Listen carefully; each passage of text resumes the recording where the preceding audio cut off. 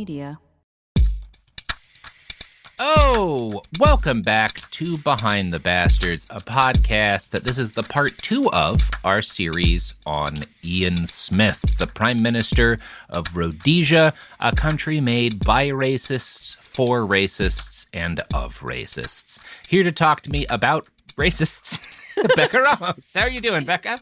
Love it. I do feel like it is an area of expertise I have as a woman of color in America, but what can you do? What can you do? I mean, these are like these are the racists who like trained a lot of the racists who came after, although they're still standing on the shoulders of great racists like Cecil Rhodes and the Confederacy. But, if they could be more racist, it's only because they stood on the shoulders of racist giants. They learned from the racists before them. Yeah. I don't know how else to talk about Rhodesia. Loving them, loving their brand of racism. It actually does remind me of Puerto Rico a little bit. Yeah. Just in the way that I'm like, how do I put this? The colonial status of Rhodesia is kind of similar to, I feel like, the way the United States utilized Puerto Rico, where they colonized Puerto Rico and then they called it an unincorporated territory. And then they're like, no, but it's not a colony though. And like, if you work really hard, you can maybe become a state. And then, it's never going to happen. So denying Puerto Rico any kind of like real autonomy is just the same as the like, well, we don't want their votes to mean more than our white votes. And they're not allowed to vote. So they don't even have representation. You just take that away from them, basically. Yeah, like it is interesting, like, because the U.S. answer to like what to do with Puerto Rico was just like, let's obscure it a little more than the Rhodesians were going to, right? Yeah, like, but it is always the fundamental issue is always okay, but like, yeah, if we give back power to these people in a democratic system, they're going to vote for stuff that's good for them and maybe not good for like the 40 of us who own everything. Exactly. And contextually, this is happening similar timelines, the Jones Act happened early 1900s, so it's like at this time in history globally, it is not cool to be a colony, which is where I feel like Rhodesia and Puerto Rico are learning how to navigate their own political systems while it's not saying colony. Yeah, we're not saying, and that is exactly kind of and both their kind of mother countries are trying to deal with the same problem, right? The U.S. and Great Britain are both dealing with the fact that globally it doesn't look good to be pro-colonialism and pro-colony in this period, but we don't want to give up our stuff entirely. So, I mean, that's less of the British by this point are kind of accepting we're going to have to give up a lot of our stuff. So it's for them more, how do we avoid like embarrassment, right? How do we avoid being like shamed over like the fact that things are going to fall apart once we leave or whatever? Whereas the U.S. is like, well, what if we just call them what if we just make up something for them that means they're technically members of the state, but they don't get to like vote in a way that matters, right? Exactly. But it's still like the same fundamental issue is like, well, we want a colony, but we can't call it that. How do we make sure the majority of the people who live in this area don't get to actually make decisions? Because we want their stuff still. Yep. This is an iHeart podcast. Guaranteed human. This is Jenny Garth from I Choose Me with Jenny Garth.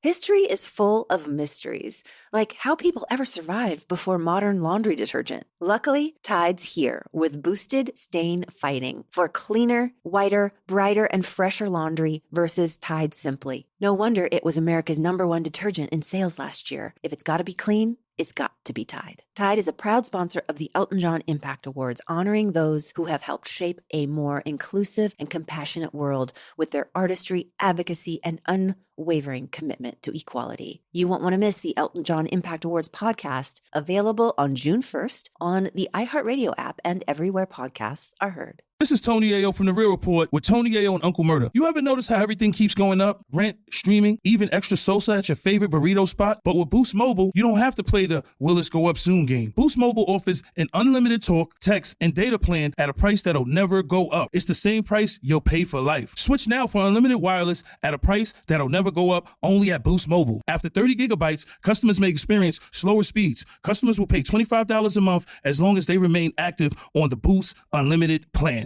Do you want to find a stress-free way to buy your next car? Start at CarMax and shop your way. And if you want to browse with confidence, get pre-qualified online with no impact on your credit score and shop cars within your budget. From luxury cars to family rides, CarMax has options for almost every price range, including more than 25,000 cars priced under $25,000. So, hey, want to get started? Just head to CarMax.com for details and get pre-qualified today. Want to drive? CarMax. Flowers fade, cards get tossed, but a personalized song, that lasts forever. Surprise someone you love with a custom song made just for them with Joybox. Visit Joybox.com to get started on your personalized song today. Don't just say I love you, sing it with Joybox. So, in Central Africa, the first way that the white people attempt to maintain their power in the post-colonial era is this dream that Ian Smith signs on to called the Central African Federation, or CAF. This was established in 1953 as a sort of bulwark for British white supremacists in Central Africa. The Federation, as I noted last episode, consisted of southern Rhodesia, then a self-governing British colony, and the British protectorates of northern Rhodesia and Nyasaland. Each territory remained autonomous and subject to a representative of the British Queen's government, as well as an African Affairs Board, which was meant to protect indigenous people from discriminatory laws. You always had to have that in there, right? This is part of the ploy. That's part of how they want to dress up the CAF, is like, and there's this whole board dedicated to making sure we're not mean to the black people, right? Don't you want to give us our independence now? Doesn't this sound good? And this is all a show. The board and this fiction of a federation are all meant to exist as long enough as it takes to get the international community and Britain to recognize them as an independent state, at which point they will revert to being what they always were, which is a way for rich white families to get cheap labor, right? Now, this whole idea of the Central African Republic was the brainchild of a northern Rhodesian politician named Roy Walensky. And Roy realized that the only way to get England to support the independence of a white-led Central African state was to dress it up as something other than that, right? And Walensky himself is a fascinating example of the bizarre racial politics of colonial Central Africa. He was the son of a Lithuanian Jewish refugee and an Afrikaner woman who had been born, and he was born into the poor white community of Salisbury. Unlike Ian, he's like a poor Rhodesian white, which still aren't like really poor, but it means that he's going to have to like work harder as a young man to get places. And it's interesting. It's like, because he's Jewish, when he's younger in the pre-World War II days, a bunch of like fascist South Africans deface his office with anti-Semitic graffiti.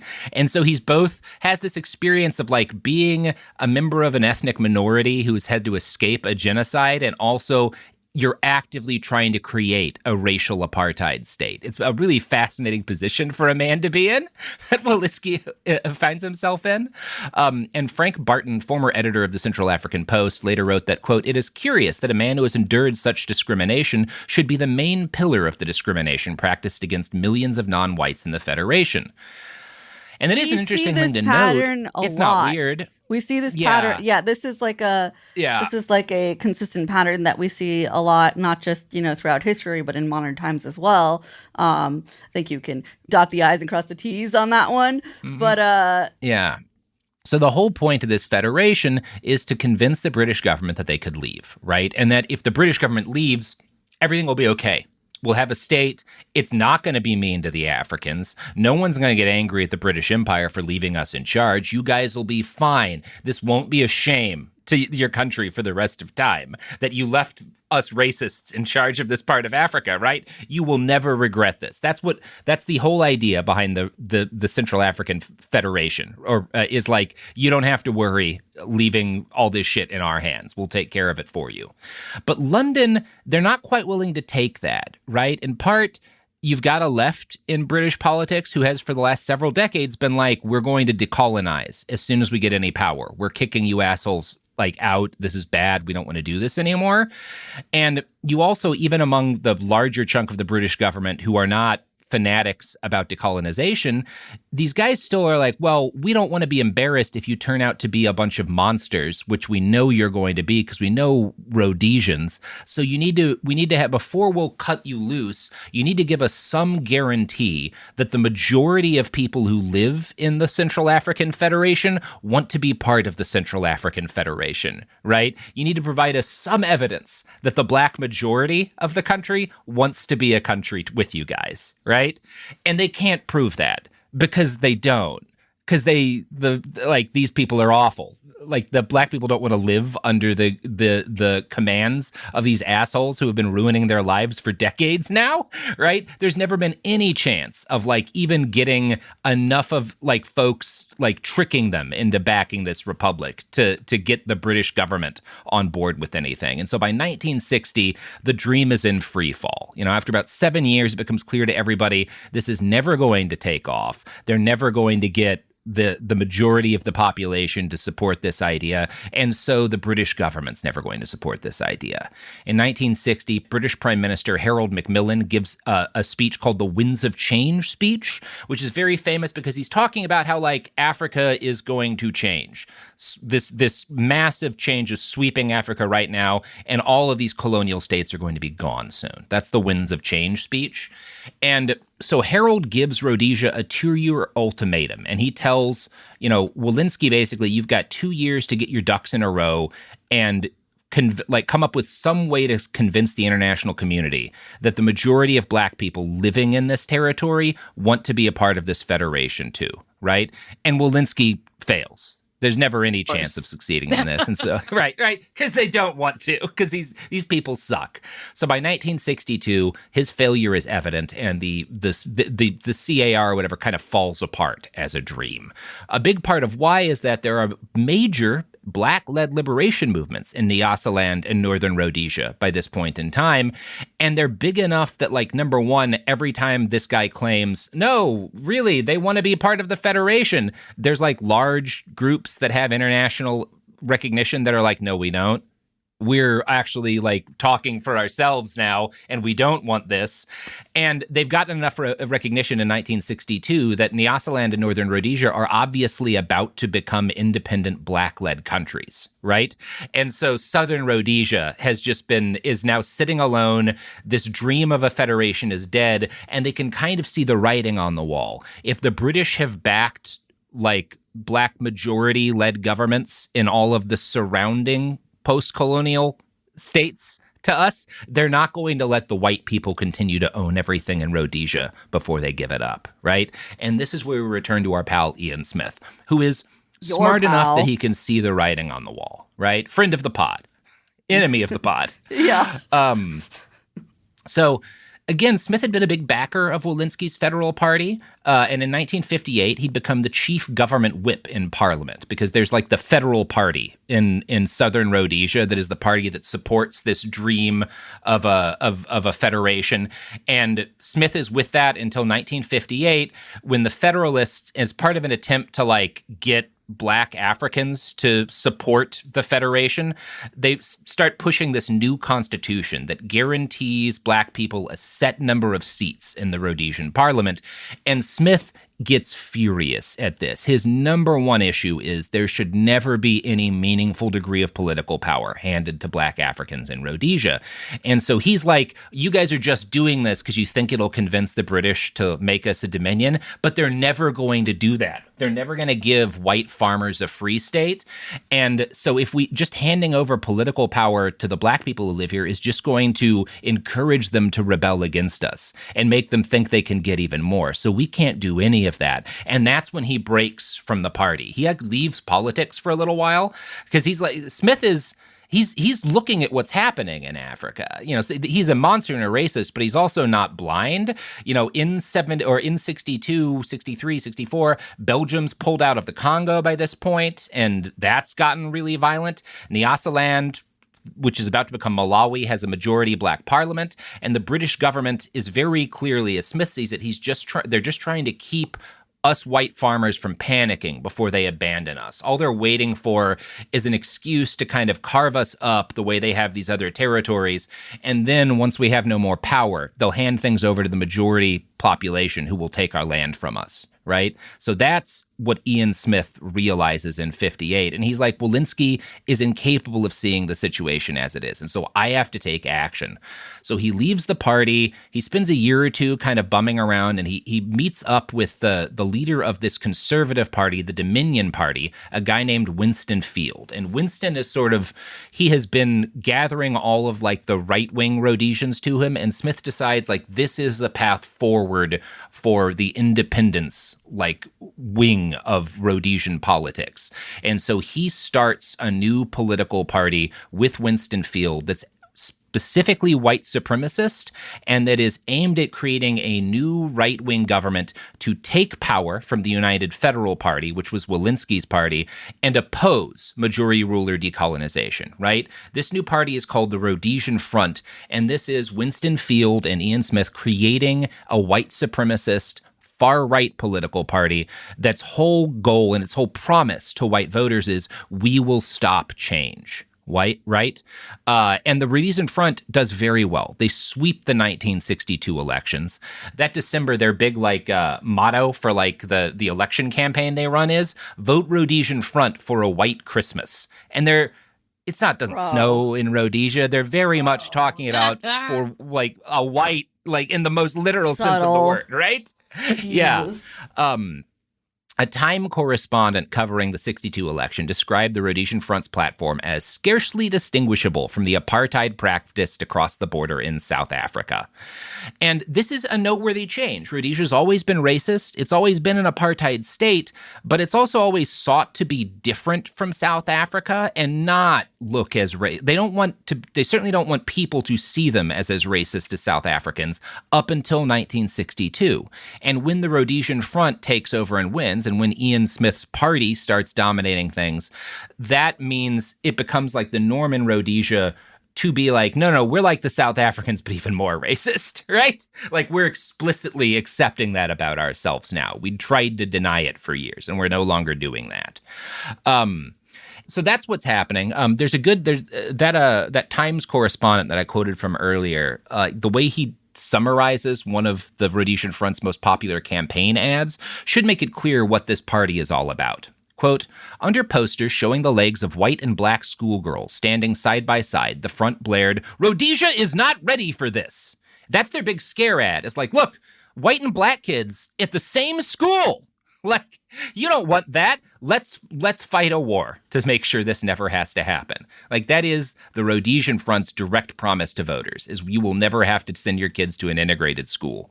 The Front promised to maintain white Rhodesian interests and argued that majority rule would destroy the economy and lead to the creation of a communist regime. Ian Smith's new party had a couple of main catchphrases. One was their promise to preserve civilized standards. He uses that term a lot, and it means white social norms, right? Those are civilized standards. And his other term is responsible government, and that means white minority control of the government. Those are Smith's two big talking points, is we're going to keep white people in charge. He basically just made like a year-round white Christmas. Yeah, year-round white Christmas. Yes, exactly. So because white Rhodesians are by this point outnumbered 13-1, the Front also encouraged outreach to other white people in Africa and urged them to immigrate to Rhodesia if their own homes had fallen victim to the evils of decolonization. So if you're a white person in Africa and the colonial government is leaving and there's about to be like a black majority democratic government, Rhodesia is putting out propaganda that says, move here, join the Rhodesian army, you'll never have to give up power if you stay here. So basically, we're trying to pull in all of the white people in Africa who want things to stay the way they were under colonization, move to Rhodesia. That's their big PR pitch to the rest of the continent. Now, in their first couple of years in power, the Front has to govern as part of a coalition, right? They're not initially in total power. And I want to quote from an article on historyrise.com here, summarizing this period of time. Ian Smith and the Rhodesian Front claim that they base their policies, ideas, and democratic principles on meritocratic ideals and not on color or nationalism, stating that these policies and what he called separate economic advancement would ultimately result in an equal partnership between black and white as an alternative to majority rule. And that's interesting. I love how often meritocracy winds up as like a white supremacist talking point of like, oh no, we don't want a white state, we want a meritocracy. And that just means that the best educated people and the richest people should govern things because they've already proven to have the most merit, you know? Like that's again, they're just trying to be a little more subtle than, well, we just don't like black people, right? They have to be a little more subtle than that. So, Winston Field leads the front for its first 2 years in power, but he's far too milquetoast and moderate to hold on to power for long. You know, he's one of these guys who... His name's Winston. His name is Winston. He just doesn't have a lot of juice to him. And so in April of 1964, Ian Smith engineers a change of power between the two, and he steps into the role of prime minister for what's going to prove to be the rest of Rhodesia's life as a country. And at this point in 64, when he takes over as prime minister, the Rhodesian Front is the only party that has any power in Rhodesia now. They've successfully done that. And he's basically a dictator from this point on. He has no real opposition. He's able to, the government does whatever Ian Smith wants. It's usually not discussed that way, and he does come to power democratically, but he's a dictator in every way that matters. Nobody's questioning Ian, who has power within Rhodesia. Right? It's like his, and so everything that's going to happen, Rhodesia's whole war for independence is entirely based on what Ian Smith wants and thinks is a good idea. And that's really important to keep in mind here. There's almost no one else who's able to like counter him or push for any other state of affairs in Rhodesian politics. So Smith comes to power with an understanding that under previous negotiations with the Crown, Southern Rhodesia had been promised Dominion status when they wanted it. I talked about this last episode, but that wasn't an actual promise that the British government had ever made. Like Rhodesians convinced themselves that that was the promise the British government had made, but the British government was like, we never said that. What the fuck are you talking about? Like we're not obligated to do anything. A handshake verbal non-agreement. Right. Honey, it's one do of those better situations. Than that. Yeah. What are we And doing? Get better representatives. This is not. You need a lawyer present, baby. What? Well, that's what they've got in Smith. At least that's what they think. Because Smith, in 64 and 65, there's this big debate between the British Prime Minister, Harold Wilson, and Ian Smith over what is going to happen to Rhodesia. And Smith is like, you said you'd make us a dominion, so just do it. Whereas Wilson argued that like, no, we agreed we might do something like that if the independent state that we would be creating would be acceptable, quote, to the people of the country as a whole. And Smith is like, well, everyone I know is fine with Rhodesia being a country, to which Wilson is like, but you only know white people. And like, there are at this point African nationalist Rhodesian leaders, and there are African nationalist Rhodesian parties, and some of those leaders are speaking up and being like, but we actually don't agree with this guy at all. Like, we don't like fuck this dude. So it's very obvious that like, and it's obvious to British people in London that Smith is full of shit about this, right? And so this is the kind of thing where there's never this point where the rest of the world plays along. This is purely how Smith and the Rhodesians pretend things are working. But everyone is aware that, like, no, you're just gangsters trying to take everything for yourselves, right? So Wilson's government ultimately settles on a hard stance. No independence before majority rule, which for some reason gets the acronym NIBMAR. I don't know why you give an acronym to that, but they're like, no, we can't. That's too long to say. We got to have an acronym. NIBMAR, right? No independence before majority rule, which means we won't let Rhodesia be its own country unless you have an actual democratic government where the majority of people get to vote, right?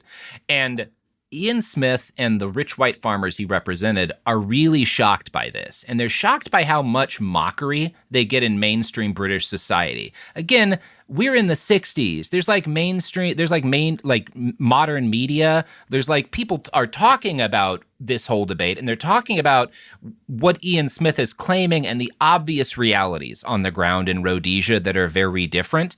And it becomes sort of like Rhodesians become how you, in sort of like British political society, how you make fun of someone for being like an old racist throwback. Like that is the Rhodesian in British, like, and they're not wrong, right? But that really pisses off the roadies. This paragraph from a relevant article in The Independent by Rupert Cornwell gives you an idea of how the Rhodesians are discussed in like popular British society. Old White Rhodesia, the joke ran, was a Surrey with the lunatic fringe on top. And Surrey is like a suburban part of England, right? So it's like this chunk of like British suburbs that's entirely run by the lunatic fringe. To continue with that quote, whether it was lunatic was a matter of opinion, but suburban Surrey, it did resemble in its parochiality, its golf club outlook on the world, its unquestioning certainty in its own values. The white population never exceeded 3% of the total and no more than a decent English provincial town, but they believed they had created God's own country, right? So the idea over in England is these are all a bunch of like rich suburban maniacs who don't actually understand anything but like playing golf and like games and stuff, but think they've created like a perfect country by virtue of the fact that they've got everyone else who lives there working for them. And that's accurate. That is, in fact, what Rhodesia is. And it's very funny that Smith and the other Rhodesians have to see this great British world that they love immediately turn on them. And it's kind of interesting too, because like all Smith and his fellow roadies are a product of the British world and its education system and everything it had tried to make its colonial white citizens into.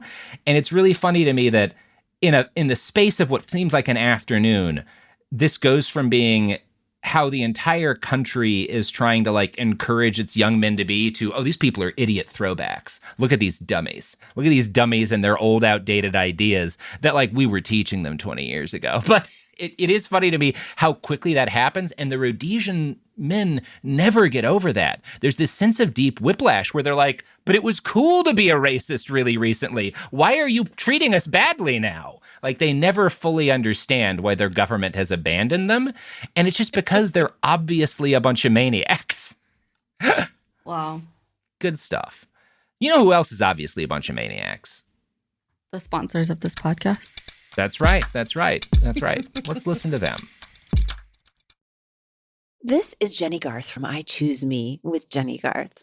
You know, history is full of surprising little details. And laundry? Turns out it's got its own fascinating story too. Because not all detergents are created equal. Tide liquid laundry detergent isn't just clean, it's boosted clean. For cleaner, whiter, brighter, and fresher results compared to Tide Simply. And those stubborn stains that always seem to show up at the worst times? Tide tackles 100% of common stains for every load, every time. Now, if grease is your nemesis, think food spills, cooking splatters, Tide's got 10 times grease-fighting ingredients compared to bargain brands.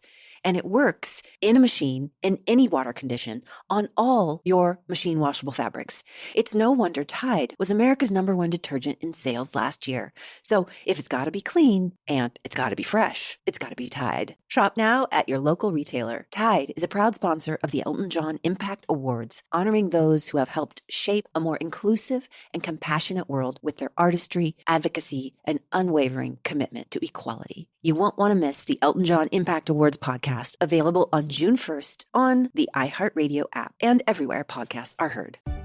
AI is taking over the internet. Made up facts, technology thinking for you. Startpage is the private search engine that still finds what you need without the noise. Try Startpage at startpage.com. That's startpage.com.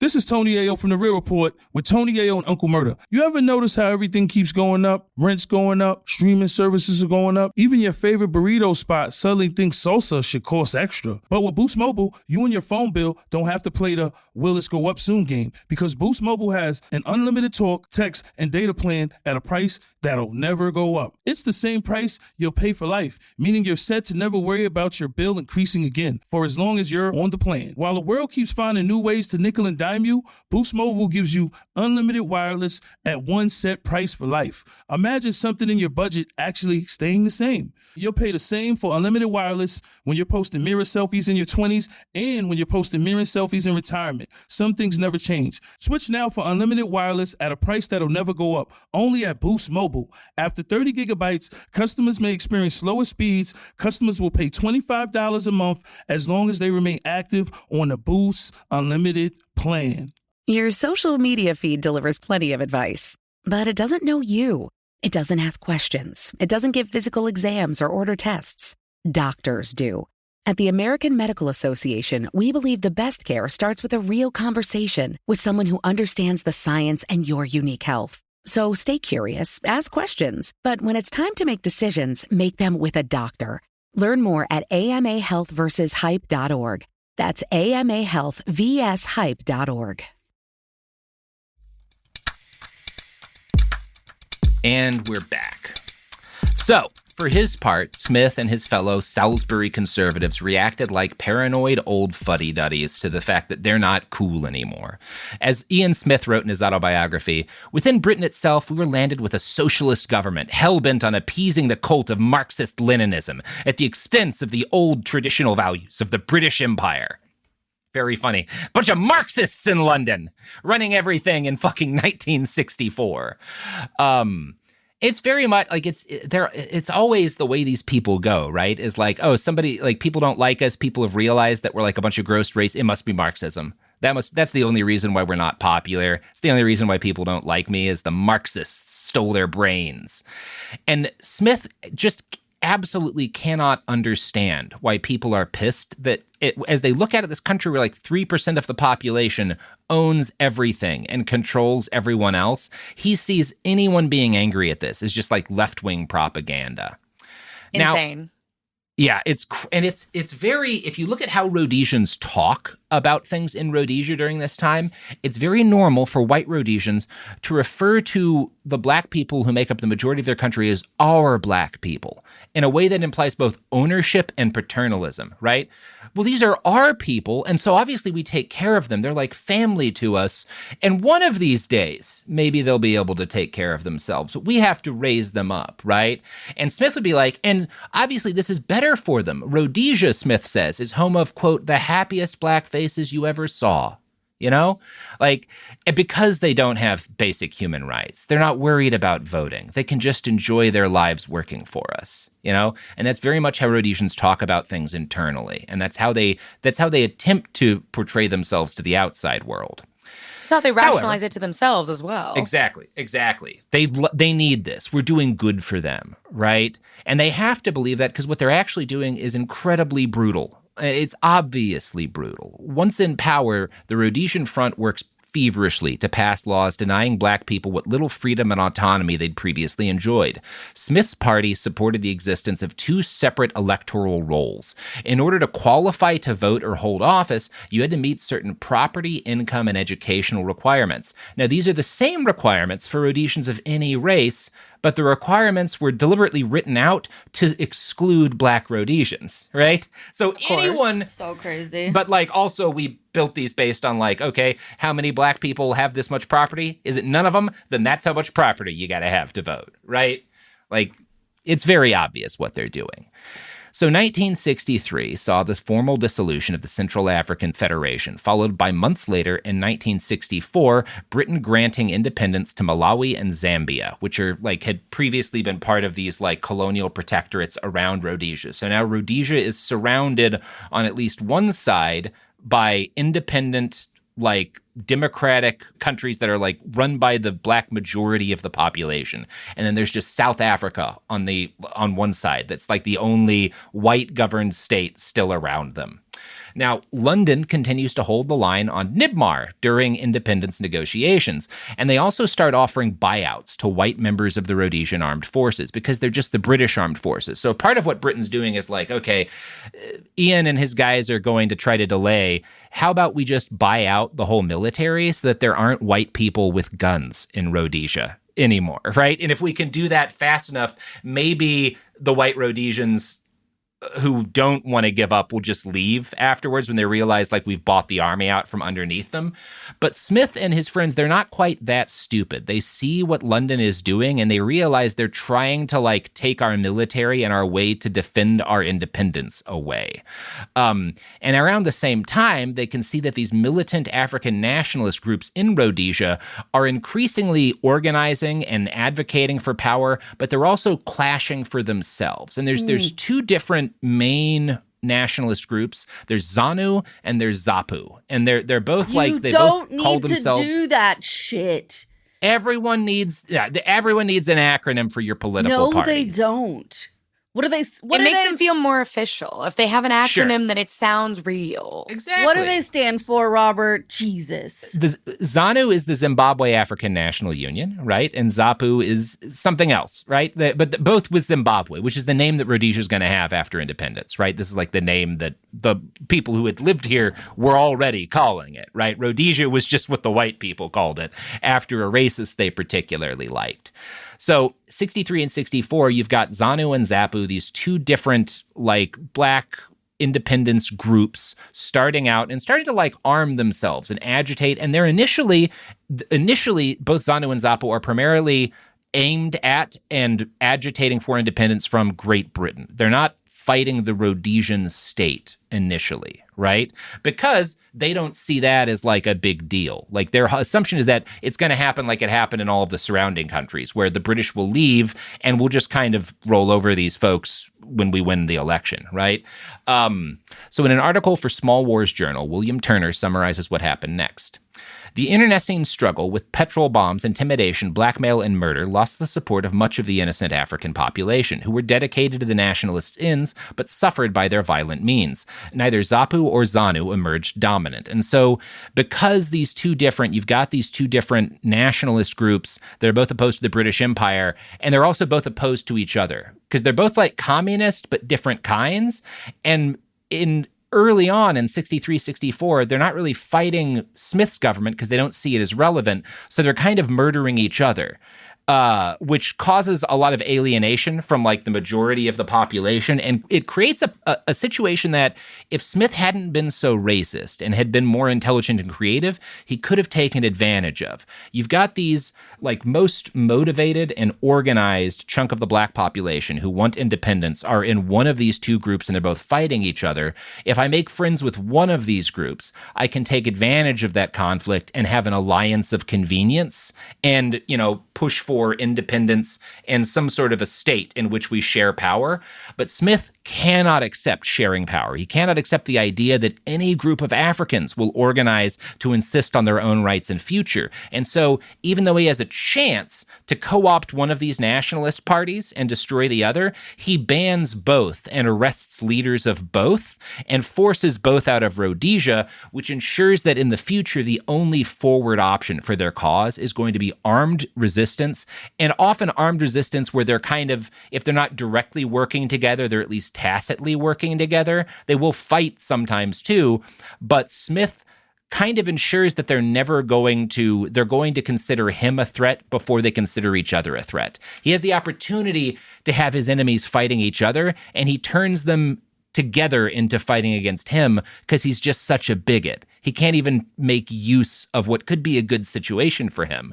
And it's interesting because like the British Empire got everywhere by doing that, by being like, okay, we've got these three different local militant groups fighting each other for power. If we back one, then we get to stay in charge and we eliminate most of the resistance to our regime. Smith can't even conceive of that because his first principle is only white people should have power. Like he can't even do the thing that's best for the white people in his country because he's such a racist, which I find really interesting. That's like the whole why the Rhodesians lost their war writ large is they're too racist to ever do the smart thing. So he cracks down on these local groups. He imprisons their leaders, including a guy named Robert Mugabe, who we'll talk about in a little bit. And then in November of 1965, that's the year after he cracks down on these nationalist groups, after one last fruitless phone call with Harold Wilson, Ian Smith decides it's time to stop arguing about independence with England. It's time to just take it. So he gets on TV and he gives what becomes known as the Universal Declaration of Independence, or UDI. And here's how Samantha Power, writing for The Atlantic, describes the UDI. The mantle of the pioneers has fallen on our shoulders, he said, calling on white Rhodesians to maintain standards in a primitive country. Smith saw himself as an apostle of Cecil John Rhodes, the British magnate who gave Rhodesia his name, and who in the late 19th century duped black tribal leaders into signing over the fertile land to white pioneers. Although Rhodesia in 1965 was home to just over 200,000 whites and 4 million blacks, Smith shared Rhodes's belief that the black majority rule would occur never in 1,000 years. And that's pretty biting, but Rupert Cornwell, who is another historian who wrote an analysis of this declaration, gave an even more biting description of it that I want to quote from. The UDI proclamation was itself a parody of the American Declaration of Independence, full of lofty whereases and therefores, but in practice a charter for white rule. Each member of the cabinet approved it and signed it before Smith made a radio broadcast for the nation, telling Rhodesians they had refused to surrender to communists in Africa and Asia. We have struck a blow for the preservation of justice, civilization, and Christianity, he declared. Right? Because if we hadn't done this, there would have been a fair election and communists would have won. Sure, pal. Of course. Yeah. It's always communism. And again, like, if he had allowed an election, if there had been an election, there's actually a very good chance, because of how much power the white Rhodesians had and money they had, that there would have been like a coalition government. Because of the war he fights, there is going to be a communist government in Rhodesia, but it's entirely a product of the fact that Wilson refuses to negotiate with any of these nationalist groups. He just murders them and exiles them, which makes them even ever more, both of these groups that he's kicked out get closer and closer to the USSR and China because of what he does. Like, he creates this thing that he's terrified of in large part because he's not willing to do anything more reasonable. So, Rhodesia is now calling itself an independent country. And once they do this, the government in London has a choice, because Rhodesia is a crown colony. It's not legally an independent country. It's not been recognized by the UN as one. And so it's effectively all these white people just broke the law, British law, in order to create their own country, in order to force a racial caste system on the majority of the people living there. And so the Prime Minister of the UK has every right to use the Royal Army, the Royal Air Force, and the Royal everything else to treat this as an insurrection and return Rhodesia to the fold before dissolving the colony, right? What Wilson should do as the Prime Minister of Great Britain is send in the military to stop the Rhodesians from stealing the state, which is what they're doing. However, that would mean fighting a war against a bunch of white people in the 60s. And no British Prime Minister is going to agree to do that. Like, you're not, like, not in Africa, maybe in Ireland, right? But not in Africa. So instead, Wilson reaches for that most beloved tool of lazy statesmen: sanctions. That'll solve it. That'll solve all the problems. I'm going to throw some sanctions on Rhodesia, and then we'll just walk away, right? So Wilson announces sanctions upon the former Crown property that are primarily going after, like, tobacco and their other cash crops. And he predicts that this UDI, this independent Rhodesia, will last weeks or months. And then Smith and his fellows are going to come crawling back for help. That's not what happens. Now, these first sanctions are pretty, they hurt a lot. They're bad for the economy, but they don't bite as deeply as Wilson hoped, because South Africa is right there on Rhodesia's border, and they hate the Crown. They're happy to trade with Rhodesia, as are Portugal. Still controls a whole bunch of Africa and is governed by a fascist, and fascist Portugal is happy to trade with Rhodesia. So initially, these sanctions don't hurt too bad because they've got allies in their immediate area who are willing to help them stay propped up. Now, other leaders of newly independent African states call out London for the cowardice that they had displayed in not taking out Rhodesia. President Kaunda of Zambia said, "What manner of dealing with such a serious problem is this? Today you brand someone as a rebel, a chap who has committed treason, and tomorrow you declare publicly you will embrace him. A rebel, according to us here, is arrested, tried by a military court, and shot dead." Right? Like, these guys are committing treason. Why aren't you punishing them for their treason? Why are you just, like, leaving them to be Africa's problem? Which is exactly what London does. Is like, they'll figure it out. Like, they'll figure it out. We don't have to, it's not on us to do anything here. It's not on us to fight a war against what were our own people who we raised to be like brutal colonial oppressors and then just decided we didn't want to do that anymore. It's not our responsibility to clean up. We'll let the Africans handle it. And that's what the next 15 years of Bush War are going to be. The Rhodesian Bush War, which starts after this point in 65 and ends in 79, is just the result of Africans cleaning up Great Britain's mess. Right. So this is all a Cold War conflict. And because of that, it's going to be wrapped in Cold War terms. Sometimes, to an extent, that's reasonable, right? Because a lot of Rhodesia's neighbors are getting military aid from the USSR and China, right? ZAPU and ZANU are both getting guns from the USSR and or China, depending on, their allegiances. But it's also not like most of these nationalist groups are not primarily motivated by Marxism. They become Marxists or start spreading Marxist talking points because those are the people giving them guns, but they really just want independence. That's the primary thing. And so Smith is going to really frame this as a fight against communism. This is like part of the global Cold War, but it's not really. Like, not in any meaningful sense of the way. Like, he makes communism be central to it, and he makes sure that the people who overthrow Rhodesia ultimately will be communists.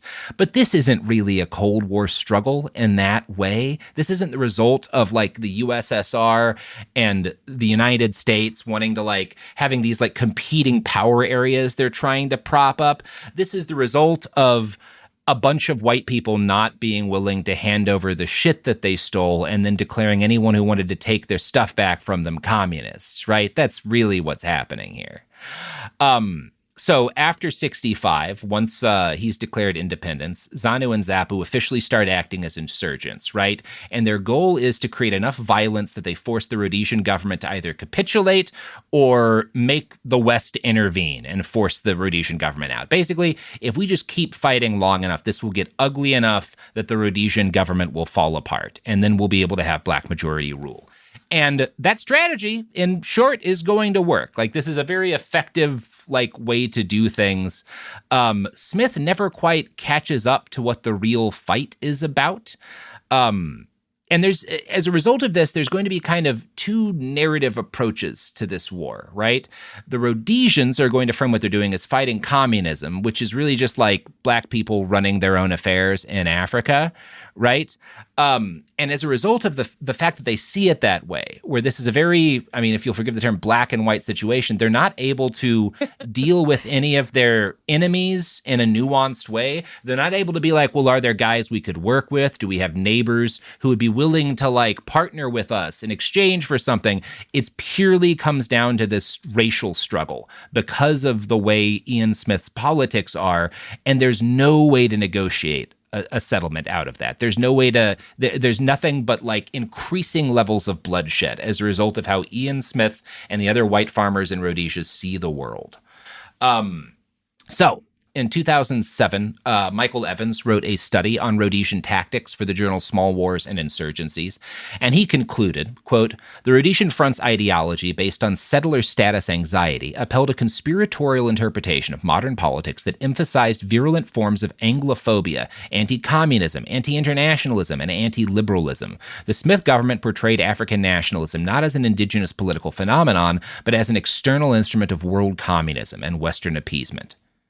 So that's part of what's going to destroy Rhodesia is they're never able to look at the world as it is. They have to create this fanciful alternate reality as what's happening as not, we took everything from these people and they want some of it back. And instead, no, there's this world communist specter that's trying to destroy the West. And we're the last, men on the wall, stopping communism from breaking through and taking all of Africa. That's very much how they have to look at it. And so again, they can't think about what's actually happening. They can't deal with any of these communities as real people. They have to treat them as these conspiratorial shadows on the wall. And that means they're never able to effectively have a strategy. They're never able to really wrangle or build power in a meaningful way. All Rhodesia has is the ability to kill people militarily. They don't have any ability to actually build a base of power or expand the stability of their government. All they can do is kill large numbers of militants until they run out of guys to do that with, right? And that's kind of the short story of the Rhodesian Bush War. So the long story is, as I've stated, you've got these two different groups, Sanu and Zapu, that are like these, fighting for a black, like majority ruled state to succeed Rhodesia that they want to call Zimbabwe. Zapu's militia is called the Zimbabwe Independent People's Revolutionary Army, or ZIPRA. And I know there's so many pain in the ass acronyms here. What you need to know about ZIPRA is they're mostly made up of Ndebele tribesmen, right? And they're armed by the Soviet Union and Warsaw Pact nations. So one of these militias is USSR backed and made up of Ndebele tribesmen. And the other militia, Zanla, which is ZANU's militia, is made up of the Shona tribe, and it's mostly armed by China. Now, again, on paper, these are both communist militant groups, but they fight each other as often as they fight the Rhodesian state because this isn't really about communism. It's not even about the differences between the USSR and the People's Republic of China. It's about the fact that these two militias are made up of two different tribes that have hated each other for a very long time, and so they wind up shooting at each other all the time. And again, great situation to be in if you're Ian Smith's government, to have your two enemies primarily fighting each other, and he just can't take advantage of it because he's such a stupid dummy. Like, this is an easy situation for a smarter man to get some sort of benefit out of, and he just cannot stop fucking up here because he's such a bigot. A competent counterinsurgent force would have made a lot of hay out of this, but Smith's white supremacist front cannot abide nuance. All black militias are communists, all communists are the enemy, and so we can't work with one above the other. Per that article in Small Wars Journal that I quoted from earlier, Rhodesian military sit-reps designated all guerrillas as communist-trained terrorists, CTTs, and few white Rhodesians could even accept that they were involved in a civil war for black emancipation until the late 1970s. Rhodesian Foreign Prime Minister P.K. Vanderbilt said, "This is not a racial war, but black terrorists and white-skinned communists on one side, and a multiracial army of black and white soldiers fighting shoulder to shoulder on the other side." In contrast, a Zanla training document characterized the war as follows. "The principal objective of our revolution is the seizure of power by means of destruction of the racist political military machine and its replacement by the people in arms in order to change the existing economic and social order." So again, on the side of the Rhodesians, this is a fantasy. It's not a race war. We're fighting a war against communism. And we actually have a multiracial army. It's just that all of the black groups are communist, right? Whereas the militias have this idea that, like, we're fighting a racist state. And if we break down that racist state, we're going to replace it with something. So fundamentally, Zanla and ZIPRA are looking at the world as it is in some way. And the Rhodesians are looking at a fantasy of the world. And that's, I think, fundamentally why Rhodesia is going to lose, is they're never really looking at what's actually happening in the world. And this is enough, the fact that they're operating from this point of delusion is enough to overcome some major advantages they have. Not only do they have an army at the start of this, and Zanla and ZIPRA don't, they've just got some guys in the woods. At the outbreak of hostilities, both Zanla and ZIPRA are training for wildly different purposes, right? Because the USSR and China have very different military theories, right? The Soviet Union is a big believer in advanced weapon systems. We're going to get you guys the right weapons, and you'll use those to destroy the Rhodesian military, and then you'll take power. The Chinese instructors are very much, they're Maoists, right? And they're talking about, you're going to build this people's army, and you're going to, like, very methodically take and gain support in these little villages. And once you get the support of all of the people living in this area, then you'll form these kind of like people's militias in order to take back territory from the state security forces, which is going to work. Like, ultimately, that is the strategy that works a lot better than the USSR's strategy. But they're not really able, the Rhodesians aren't able to look at either of these groups as different even. So they're not able to actually see, like, how they're gradually starting to lose this war. Over time, as Zanla starts training and recruiting networks of informants and getting, support from all these villages across rural Rhodesia, Rhodesia's intelligence operations, which had been good at the start of the war, they start losing all of their insight into what's happening all on the ground as people, their spies get murdered, and as their enemies get better at actually, like, building a ground game and building like an intelligence network. And so the first thing that happens to Rhodesia is they lose their eyes and ears on the ground to these networks of Maoist informants that are spreading across rural Rhodesia, which means they become increasingly blind to what life is like to the majority of people in the regions that they're fighting over. And so because they don't know any of that, all they think about is in terms of how many enemies are we killing? And like how many battles are we winning? And not, well, are we like winning battles that matter? Are we winning the support of the people? Are any of these villages coming over to our side, or are more and more of them becoming sympathetic to the enemy every year? And so on paper, Rhodesia's winning every year of the war. They never lose a battle. They damn near never lose a firefight because they've got all the advanced guns. They've got the armored cars and tanks. They've got helicopters and planes. And so for a long time, Rhodesians and people internationally looking at the conflict are like, look, another battle where the Rhodesian military won. Obviously, they've got to be winning this struggle, when in reality, they're winning nothing. All they're doing is killing people, and they can't see that that's actually taking them closer to defeat because they're running out of ammunition. They're running out of men. They don't have much of either. And as they make more and more of the majority black population deliberately hostile to them, those people fall into the arms of these militias that they're fighting, which just keep getting bigger and bigger. And they're just like, well, but we keep killing them every time we fight them. And that doesn't negate the fact that they're getting larger still, and to the point where they're getting larger than you can fight back. And so it's just sort of this process of Rhodesia winning on paper until they lose after about 15 years. It's a very fun war to look at from that standpoint. And it very much, the Rhodesian Bush War is the war that presages all of the 21st century great power conflicts that the U.S. has been in, where you've got this advanced military with a lot of special forces guys, and it seems like they're always winning, and then we lose the war. How did we lose the war? It's because no one is ever looking at what would it take to win the war, right? And it's about Rhodesian war. Yeah, it's about winning the war. It's not about killing guys. That's the thing people still fuck up, is they're like, well, you win by killing the enemy. No, you don't. No, you don't. Strategy. You don't ever do that. You need real strategy. You win by having the stuff. You win by having land. You win by having food. You win by having territory. Sometimes killing the enemy is helpful for that. But if you're just what the Rhodesians are doing is they're creating what they call these fire force missions, where they'll find a group of guerrillas in the woods and they'll get a bunch of them to gather together, and then they'll wipe them out in a set piece battle where they send in a bunch of guys and they'll kill 1,000 dudes, and then they'll leave. And they still don't actually hold anything. And they haven't won any hearts and minds. They just killed people. But because they're good at this, we're really good at these battles. And it's really easy for a general to make a case for themselves and to get promoted by, look at how many of these battles I've won, that Smith and his generals become convinced these things that we're good at are what means we're winning. Because we're good at this part of the war, that must be the part of the war that we have to be good at to win. As opposed to, does it matter that we're good at this part of the war? Does it matter that we never lose a gunfight if we don't actually take anything? It's the problem the U.S. ran into in Afghanistan. Yeah. We've got all these great special forces. They're the best in gunfights of anyone in the world. They never lose in a stand-up fight. How could we have lost? Well, because we never took anything. We just killed people for a while and then left. It also turns out that senseless violence, not really a thing that wins people over to join your side. No, not at all.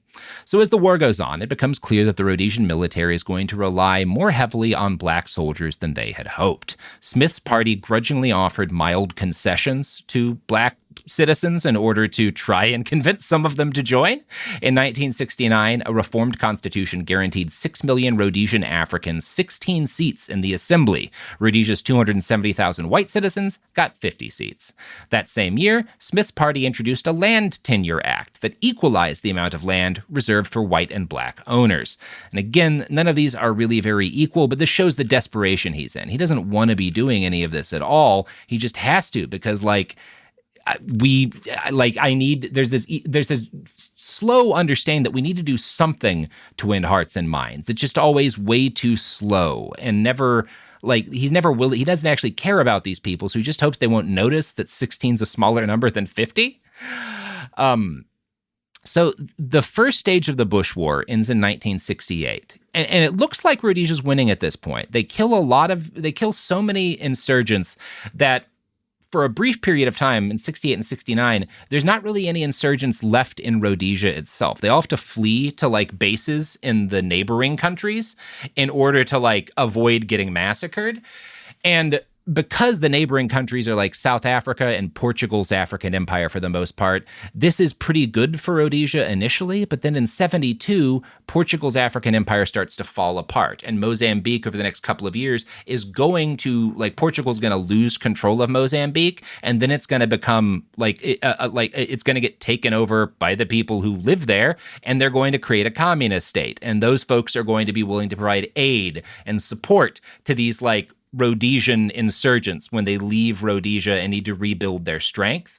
So the fact that they were really good at killing these guys initially looks like it's working, but all that really does is it causes them to like set up bases in areas that Rhodesia can't follow them into and start building their power from there. And when the Rhodesian government realizes what's happening, they start launching attacks into neighboring states, which pisses off everyone else in Africa and leads to their increasingly getting separated from the allies that they'd had, and it leads to a further escalation of violence. So all they're doing by killing all these people and then moving into these other countries to kill the rebels that had fled to these neighboring countries is isolating themselves and burning more and more of their fairly scant resources, killing people that it doesn't benefit them at all to kill. So the situation spirals out of control pretty quickly past this point. It's just incredible that we've like learned absolutely nothing. Oh, no, nothing. This is still how Western militaries think of counterinsurgency. Yeah, like, this is very similar to what Trump's doing right now. Well, it's very similar. The Rhodesian military is the first one to figure out, like, okay, well, we've got these forward operating bases that are in basically enemy territory that need to be supported by these caravans of armored vehicles. So we'll design these armored vehicles that are meant to take roadside bombs because the enemy's setting up a lot of roadside bombs. And so they're built, it's very similar to what the U.S. was doing in Afghanistan. You've got these big route clearance type vehicles and armored vehicles driving from post to post, trying to hold these posts and occasionally doing these fire force missions where they massacre a bunch of insurgents, but they're never actually owning or holding anything because the populace is never anything but held at gunpoint, right? So because all of this increasingly falls down to just like how many people can we kill, and that becomes the only language that the Rhodesian government talks about the war to itself in, and the only language the Rhodesian government talks to the outside world in is body count. And I'm going to quote William Turner's piece again here. Body count became a political drug that Ian Smith wielded as a negotiation tactic, thanks in part to a robust, albeit hollow, counterinsurgency strategy. And that strategy is we find these different militia encampments, we send in these fire forces to spark fights with them, and we wipe out a bunch of guys, and then we crow, look, we killed another 1,000 guys. Clearly we're winning. Why don't you come to the table and negotiate with us, right? And none of this works because the enemies of Rhodesia understand that, like, yeah, they're good at killing us, but we always have more people because 97% of the populace is more or less supportive of what we're doing. So all we have to do is keep them fighting us until they bleed themselves white. And this is why anytime in the modern era too, if you see like an advanced military fighting an insurgent war and they start bragging about body counts, they're losing. You can refer this to the U.S. and Iran. Whenever you have a military that's bragging about, look at the list of guys we've killed. Look at how many guys we're killing. And that's all they're telling you, that means they're losing. Because killing guys doesn't win wars. No. No. You know what does win wars? Products and services. Kind of. This is Jenny Garth from I Choose Me with Jenny Garth. You know, history is full of surprising little details. And laundry? Turns out it's got its own fascinating story too. Because not all detergents are created equal. Tide liquid laundry detergent isn't just clean, it's boosted clean. For cleaner, whiter, brighter, and fresher results compared to Tide Simply. And those stubborn stains that always seem to show up at the worst times? Tide tackles 100% of common stains for every load, every time. Now, if grease is your nemesis, think food spills, cooking splatters, Tide's got 10 times grease-fighting ingredients compared to bargain brands. And it works in a machine in any water condition on all your machine washable fabrics. It's no wonder Tide was America's #1 detergent in sales last year. So if it's got to be clean and it's got to be fresh, it's got to be Tide. Shop now at your local retailer. Tide is a proud sponsor of the Elton John Impact Awards, honoring those who have helped shape a more inclusive and compassionate world with their artistry, advocacy, and unwavering commitment to equality. You won't want to miss the Elton John Impact Awards podcast, available on June 1st on the iHeartRadio app and everywhere podcasts are heard. Your 2 a.m. questions are nobody's business. Not the symptoms you're scared to tell your doctor. Not the money worries. Not the things you'd rather keep private. Right now, companies are using what you look up online to track, target, and make a fortune off your secrets. Startpage keeps your curiosity private. It's the private search engine that helps you find what you need without the spying and without the noise. Nobody in your business, no saved search history. Try Startpage at startpage.com. That's startpage.com. This is Tony Ayo from The Real Report with Tony Ayo and Uncle Murder. You ever notice how everything keeps going up? Rent's going up, streaming services are going up. Even your favorite burrito spot suddenly thinks salsa should cost extra. But with Boost Mobile, you and your phone bill don't have to play the will it go up soon game, because Boost Mobile has an unlimited talk, text, and data plan at a price that'll never go up. It's the same price you'll pay for life, meaning you're set to never worry about your bill increasing again for as long as you're on the plan. While the world keeps finding new ways to nickel and dime you, Boost Mobile gives you unlimited wireless at one set price for life. Imagine something in your budget actually staying the same. You'll pay the same for unlimited wireless when you're posting mirror selfies in your 20s and when you're posting mirror selfies in retirement. Some things never change. Switch now for unlimited wireless at a price that'll never go up, only at Boost Mobile. After 30 gigabytes, customers may experience slower speeds. Customers will pay $25 a month as long as they remain active on the Boost Unlimited plan. Your social media feed delivers plenty of advice, but it doesn't know you. It doesn't ask questions. It doesn't give physical exams or order tests. Doctors do. At the American Medical Association, we believe the best care starts with a real conversation with someone who understands the science and your unique health. So stay curious, ask questions, but when it's time to make decisions, make them with a doctor. Learn more at amahealthversushype.org. That's amahealthvshype.org. We're back. So Rhodesia is gotten locked into this by the early 70s, this disastrous strategy of carrying out these missions, killing as many guys as they can, and then bragging about it on the news, basically, and hoping that that's going to eventually make the enemy stop fighting them. And this is all a direct result of the political ideology crafted and touted by Ian Smith. This strategy is based entirely upon the Rhodesian Front's politics that Smith had authored, per the Journal of Small Wars and Insurgencies. After 1972, when Rhodesia faced a protracted insurgency, many of the principles of Rhodesian Front ideology were applied to counterinsurgency warfare with disastrous results.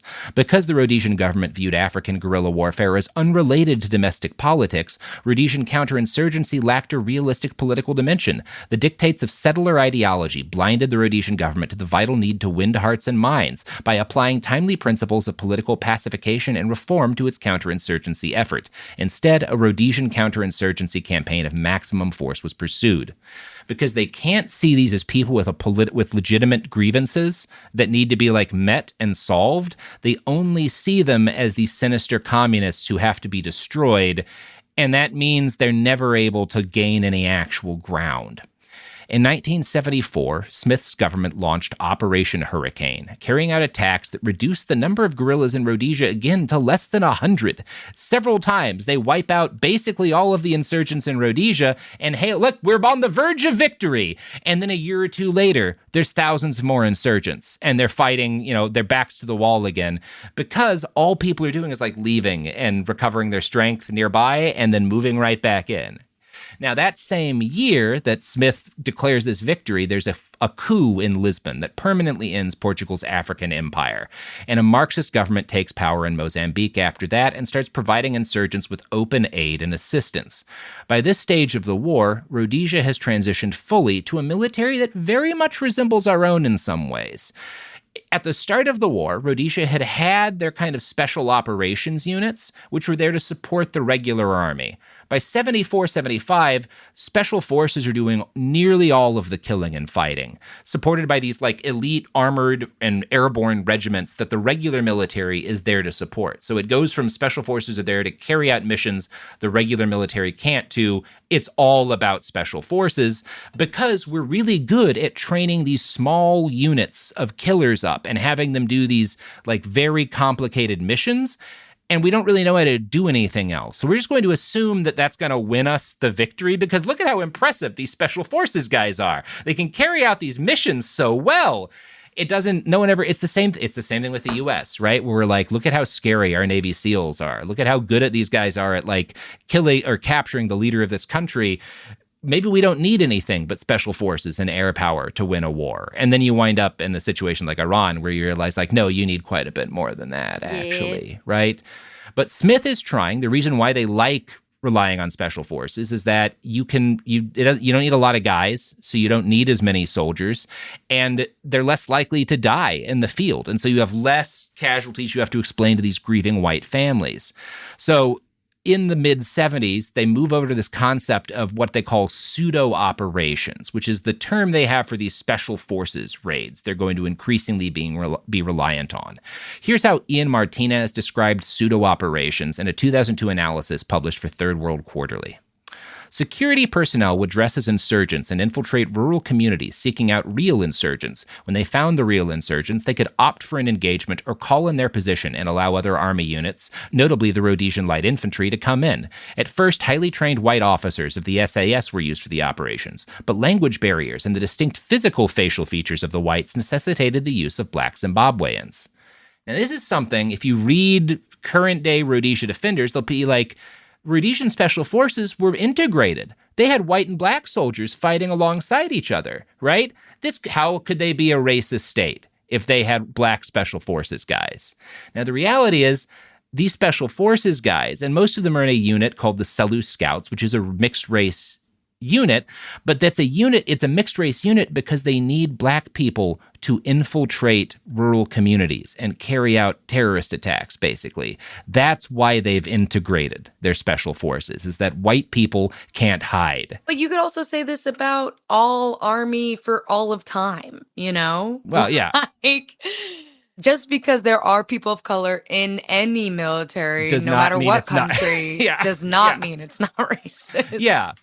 But it's like, it's particularly because the pro-Rhodesia propaganda is always, but of course, like all these black people wanted to join the military. How could it have been a bad state if they were willing to volunteer for the military? And that is a lie, as Martinez's piece makes clear.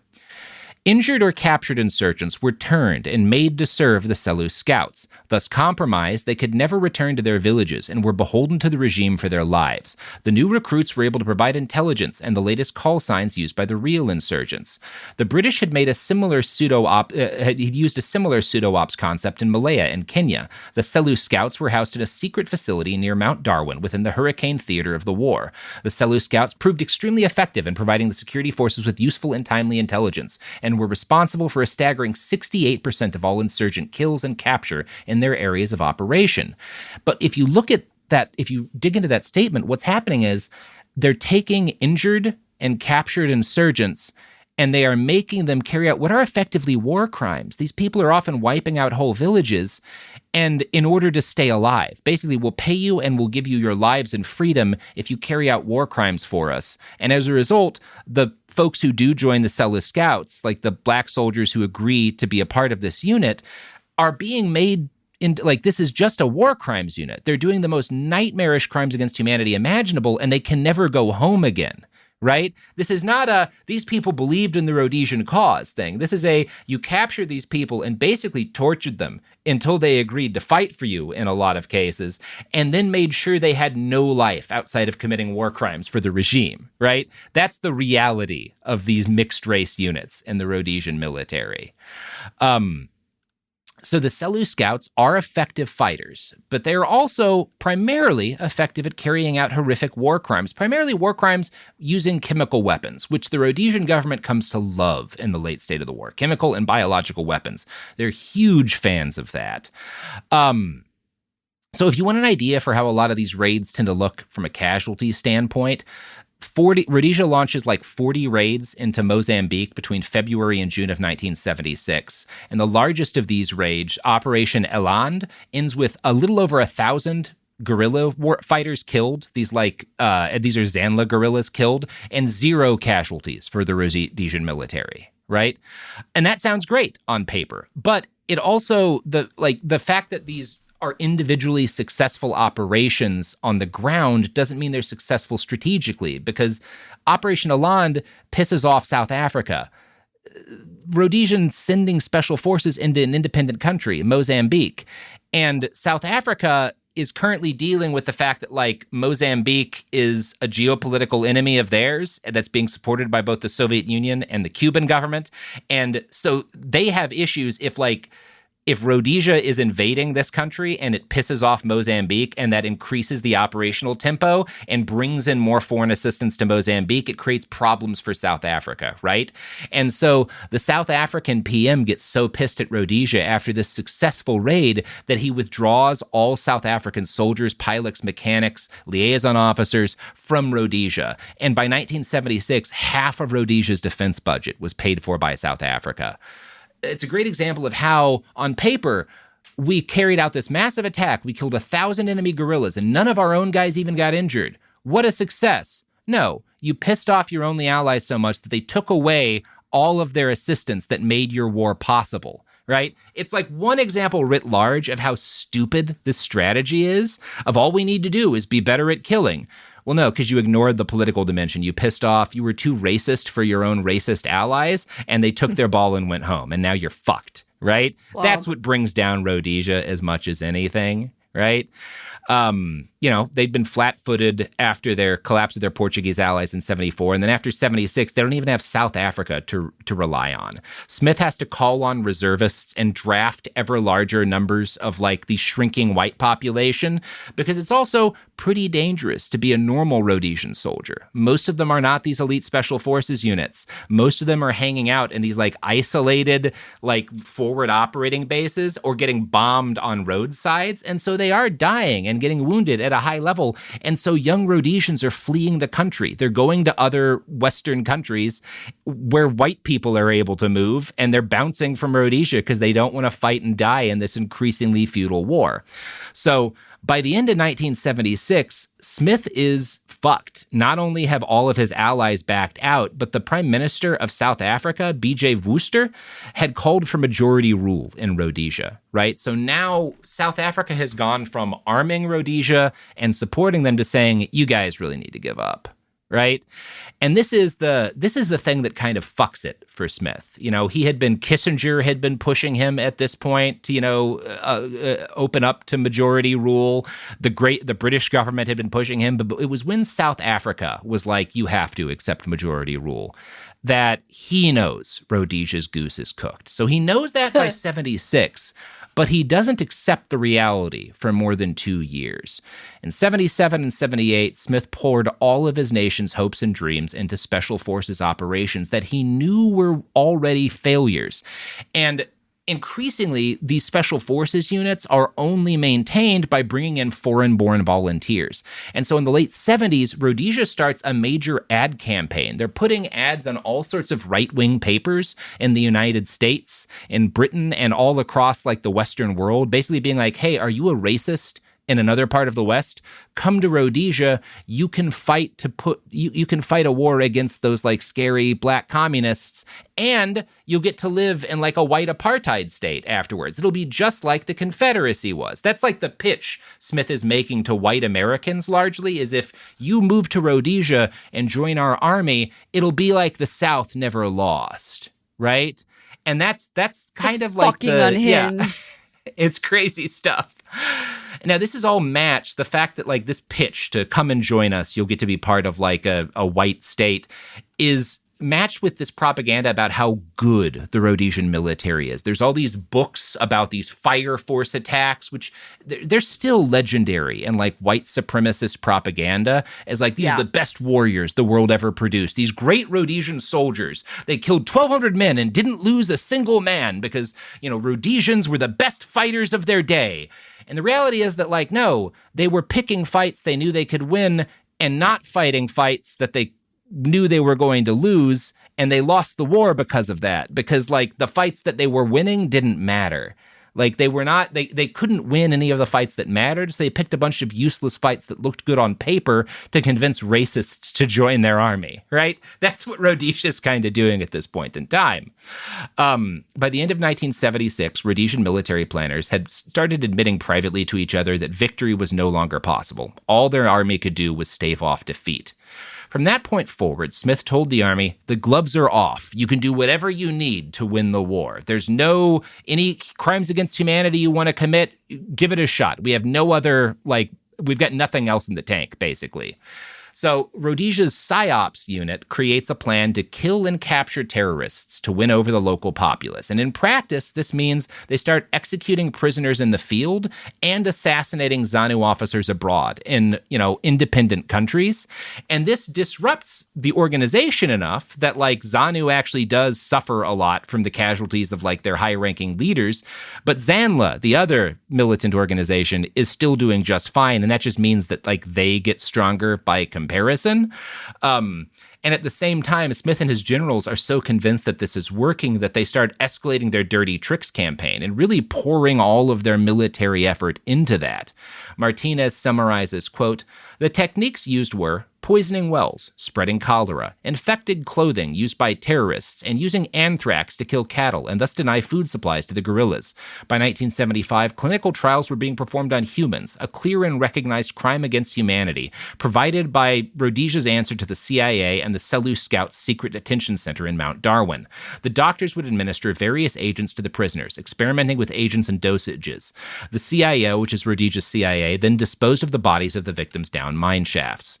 By 1976, deployments of the agents were ready and carried out by Selous Scouts and South Africans. The CIO and the Scouts used thallium at first. Thallium was injected into canned meat, and through the use of pseudo-ops techniques, the poisoned meat was given to insurgents who believed they were being resupplied by other friendly insurgents. In one instance, because of a shortage of food in the tribal trust lands, another deliberate tactic of the PSYOPs unit, the guerrillas gave their thallium-laced food to innocent villagers, thus killing them. So this is gross. These last acts are these biological terrorist attacks where they're basically giving groups of insurgents clothes and food that they're supposed to hand to either other insurgents or just starving people in these tribal reservations that the Rhodesian state created where the land doesn't grow enough food. And so when these guerrillas start giving food to starving villagers to try to get them on their side, the villagers get poisoned and die. And that's part of the plan is maybe they won't like these militia as much. If they think the militia's poisoning them, let's give the militia poison to give to our own civilians, right? That's the Rhodesian operating strategy here. Another brilliant scheme involved drilling holes into bottles of water and lacing them with cyanide. On another account, the Selous Scouts laced a well near the Mozambican border with an unknown poison, killing at least 200 civilians. Rhodesia also operated a plan with South African help to supply guerrilla fighters with poisoned uniforms. And these are all of these are horrific war crimes. They're all based on the fact that we don't have bullets anymore because we're not getting trade like we used to have from South Africa. So all we can do to kill large numbers of people is to poison them, to starve them, to spread disease around them.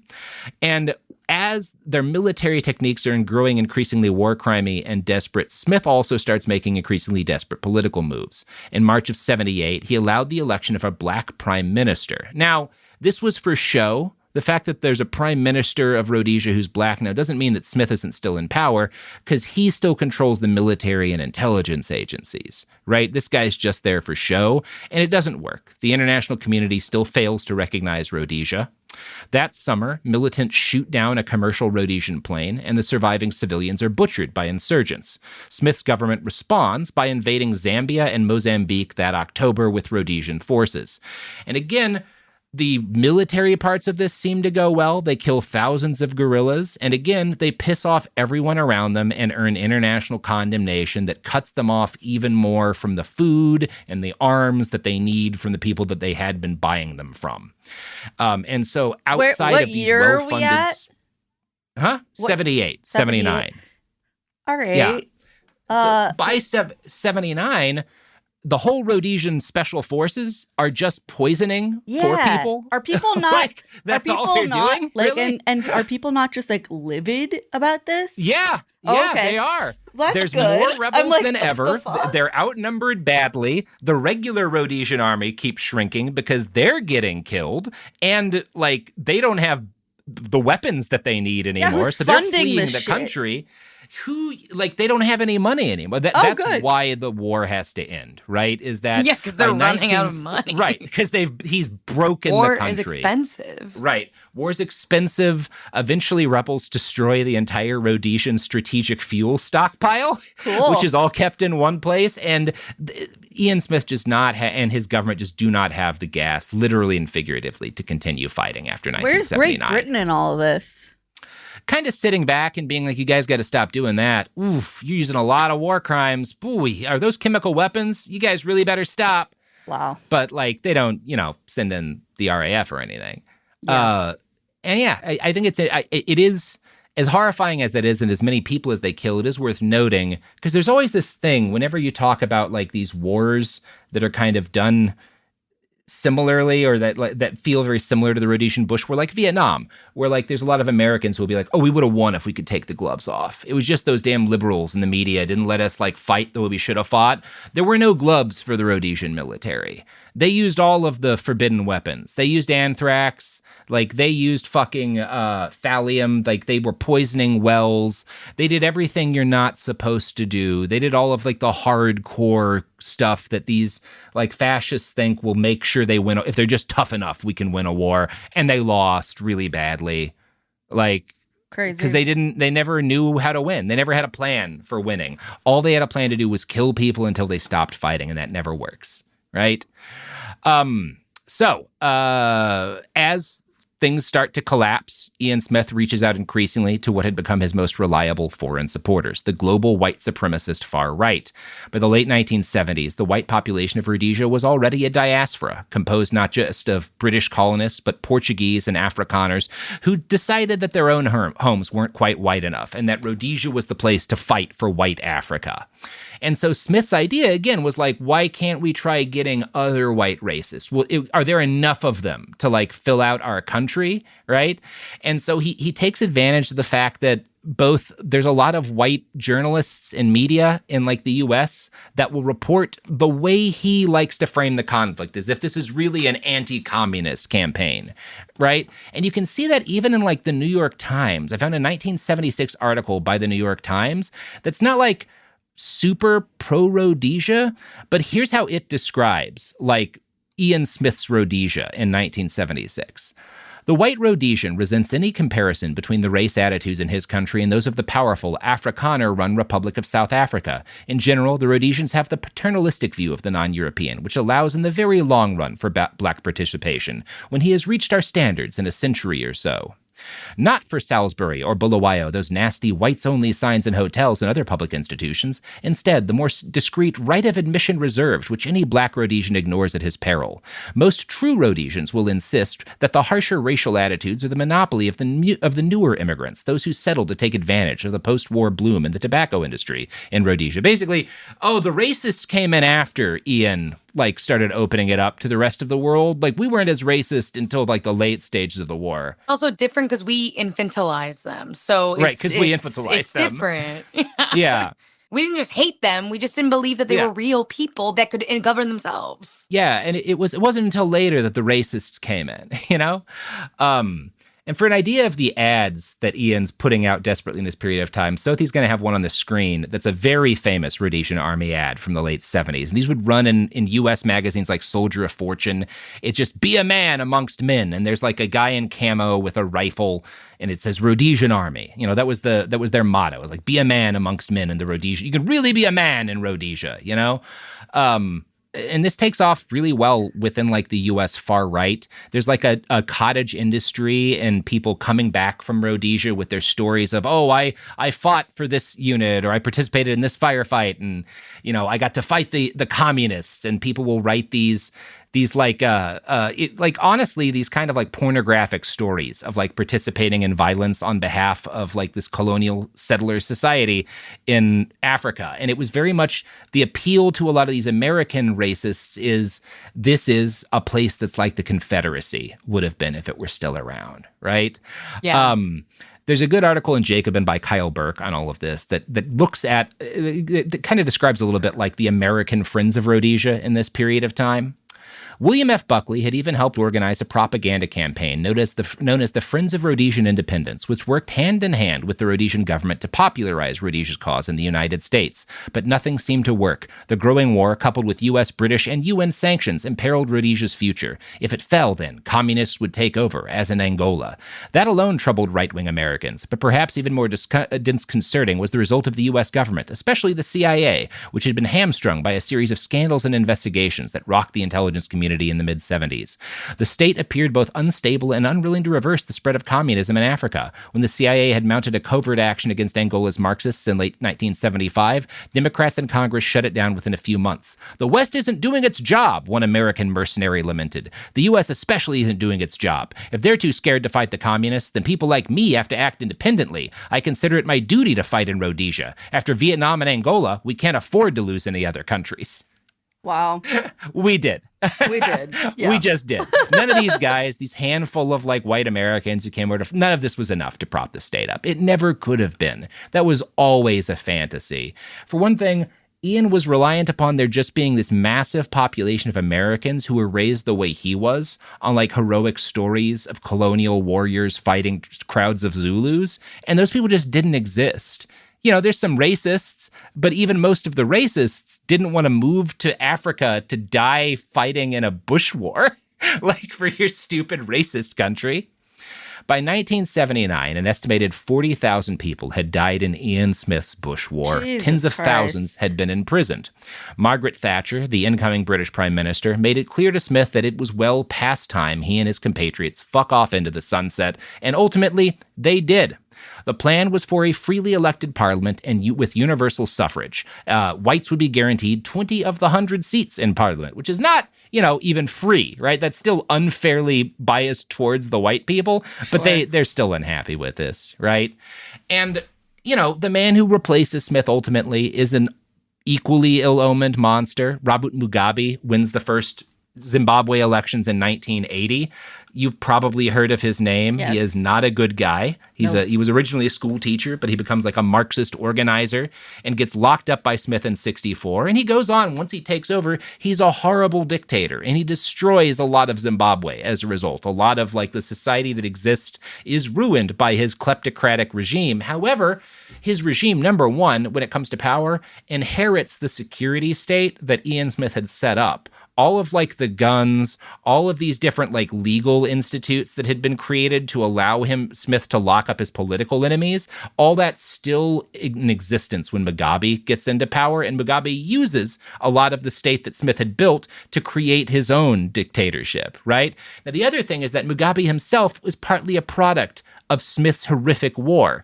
Mugabe was arrested in 1964 and spent 10 years brutally imprisoned by the Rhodesian government because he was a political organizer advocating for like nationalism, right?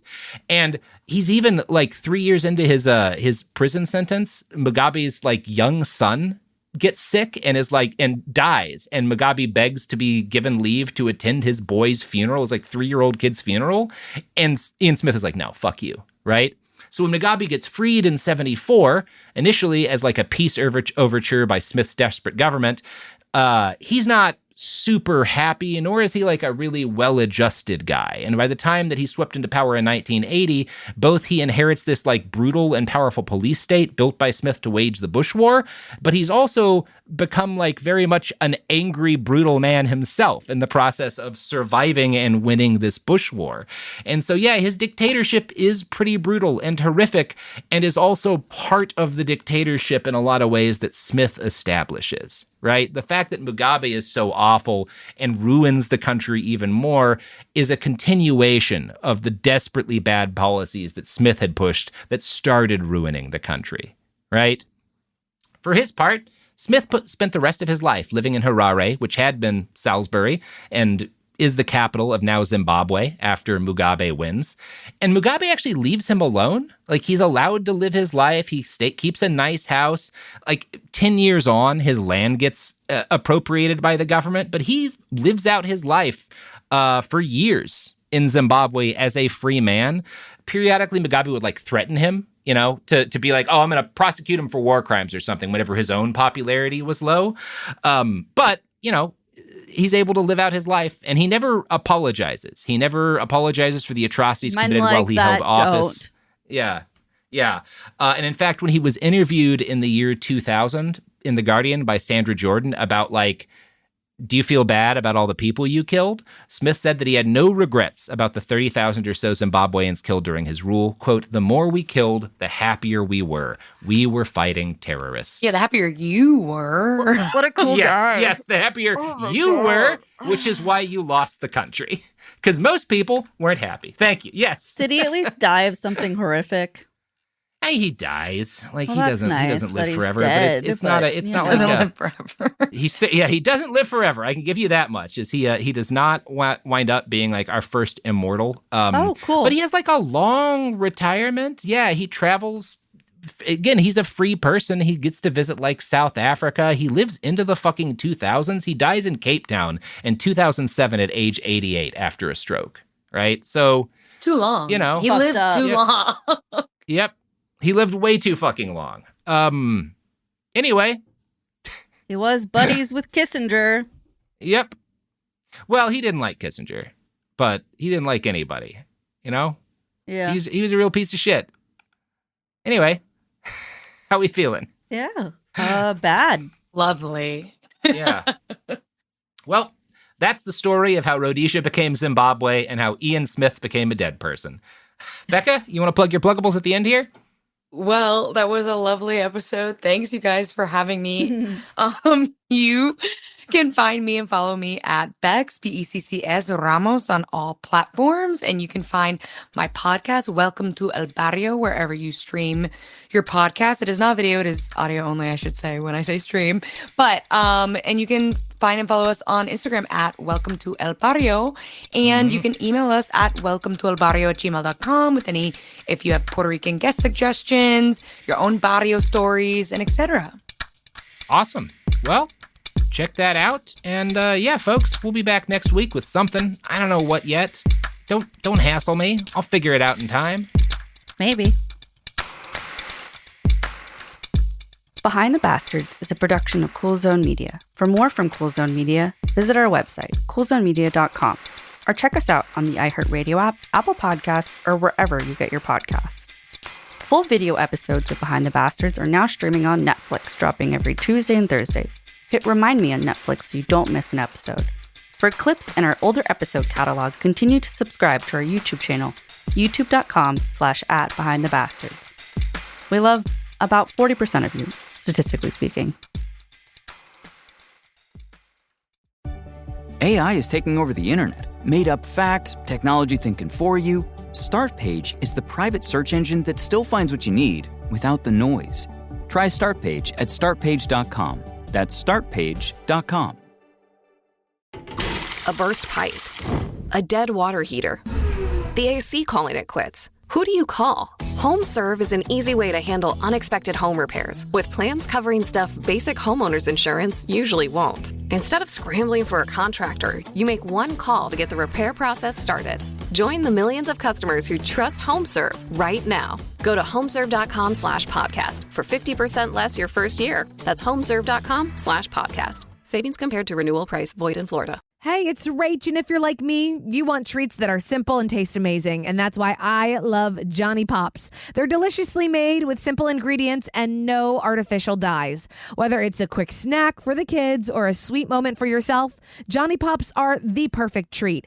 And there's a kind deed on every stick to encourage everyone to share a little kindness. So next time you're in the freezer aisle, grab a box of Johnny Pops and feel great about what you're sharing. Johnny Pops, a better pop for a better world.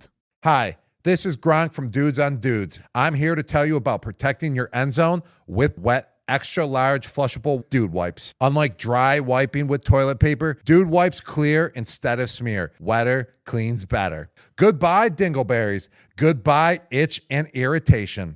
Plus, if you take Gronk-sized grumpies, or as I like to call them, Gronkies, baby wipes won't do. You need extra big Dude wipes to handle the job. So don't fumble the ball with toilet paper. Stop being an a-hole to your b-hole and start using Dude wipes. Available on Amazon and major retailers nationwide.